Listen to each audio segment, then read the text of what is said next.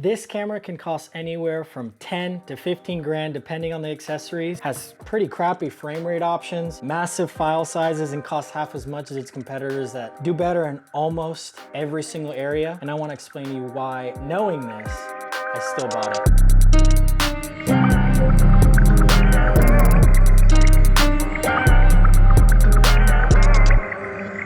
Hey guys, my name's Anthony and I am a commercial DP / event videographer out here in Orlando, Florida. And I want to explain why I chose the red Komodo for my company. Before I go into that, I bought this pretty much as a mistake, and I'll explain what happened. So I was a Sony shooter for an extremely long time, had two FX3s, an A7S III, had all these other cameras that had the E-mount. I even had the Ronin 4D at some point. I wanted to sell the 4D and get an FX6. Anyone watching this video knows how hard it was to find that camera at the time. I tried for months, I called camera stores, did all of that, and no one had it. I ended up finding a Komodo for an insanely good deal.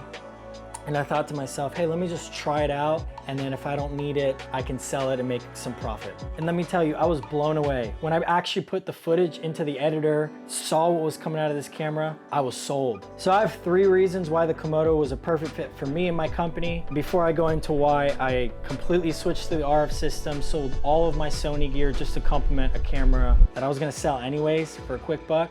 Consider liking the video, subscribing if you want to stay updated with future Komodo content, cinematography tips, gear related, whatnot, whatever I want to rant on at that point. But let's dive into it and go into one of the first reasons why this camera was perfect for me. So the first thing that sold me on the Komodo was its image quality. I wanted the FX6 at the time because I had an FX3 and A7S III, so it only made sense if I wanted to upgrade to go the next step up, but it wasn't much different from the FX3 regarding image quality. It was basically the same image, and although they had nice colors and it looked nice, there was something digital about it. The red Komodo has, according to Red, 16 plus stops of dynamic range and has this smooth highlight roll-off that was just different. The image itself coming out of the camera was something that I couldn't just make an FX6 look like. Another thing about the image quality that just was different was the color science. And it was weird to me that I would put the footage in DaVinci Resolve and I didn't really have to do that much to get the image that I had in my head. Not a lot of tweaking, not a lot of singling out colors. It was already there. The color science was something that I personally was looking for and I was pleased with right off the bat. Which leads me to the next reason why the Komodo was perfect for me, the post-production. So something with red cameras that no other camera right now can have is the codec Red RAW. This is a compressed RAW codec. If you're a photographer or you know anything about photography, you know about RAW files where you can put the image in Lightroom or whatever, and you just tweak the color temperature and do the color correction with just a couple little clicks. But with video codecs, most of the time you have to tweak the shadows, highlights, do offsets, and all these different things, not even to grade your image, but just to color correct it. Like I mentioned earlier, it was super easy to get the look that I wanted, and one of the reasons was because I could just switch the color temperature in post. I didn't have to be so focused on it when I was on set. Yeah, I'd get roughly around the ballpark, but I could completely change the color temperature, the tint, the ISO exposure. So I actually had more time to focus on the creative part and just have fun with my footage instead of spending an hour or two trying to just get the colors balanced so I can be creative.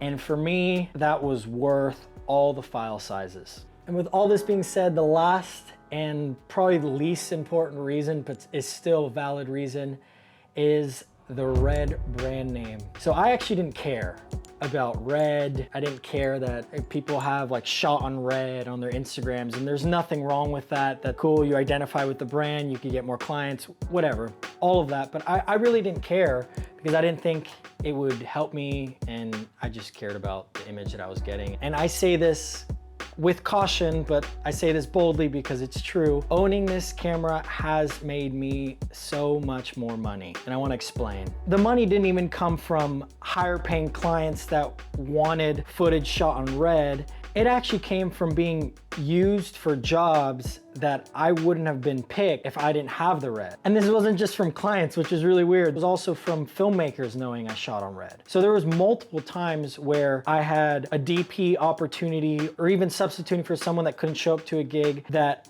I got picked specifically because I shot on red and someone else didn't. Yeah, there were skills involved and portfolio and all of that, but they picked me because they knew if they chose me, they would get this camera along with it. And renting it alone is a whole nother topic. So I'm just briefly touching on this. I know this can get kind of tricky, but being a red camera operator has benefited my company personally. So there are so many other perks to the red Komodo. It has a 6K sensor, you can reframe in post, and it has a global shutter that makes capturing fast motion, if it's cars, sports, anything like that, look just natural and realistic like it's supposed to. Excellent battery life, and there's... What on earth? What's going on? Sir? Oh. Sir? Who are you? I heard you talking about the red Komodo, and I have a few questions for you.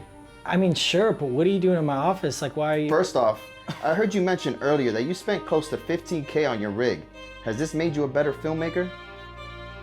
I mean, I didn't spend $15,000. I got most of the stuff used, but... Sir, answer the question. Oh my gosh. Okay, technically, no, the Komodo hasn't made me a better filmmaker, but what it has done... All right. Next question. Well, has it at least gotten you to that next level? Again, no, it hasn't, but the Komodo for me has... All right. So do you regret spending all that money? Doesn't seem to be helping you. Absolutely not. The Komodo is worth it for me, not even because of the extra money it's made me, but because it actually inspires me to love what I do even more. The images that I get out of this camera, every time I look at them, inspire me to create. I wanna do little bits. I want to take on more client work. I wanna do even more YouTube videos. Just the image that I see coming out of it inspires me, and that alone is worth its money, for me at least. It might not inspire you, but for me, that's what makes it worth it. So anyways, thank you so much for watching. I hope you enjoyed the little bit, all the stuff that we did to make this video happen. If you did, again, consider subscribing. If you didn't, dislike the video, comment, tell me you hate it so you can help the algorithm. Thank you so much, and I'll see you in the next video.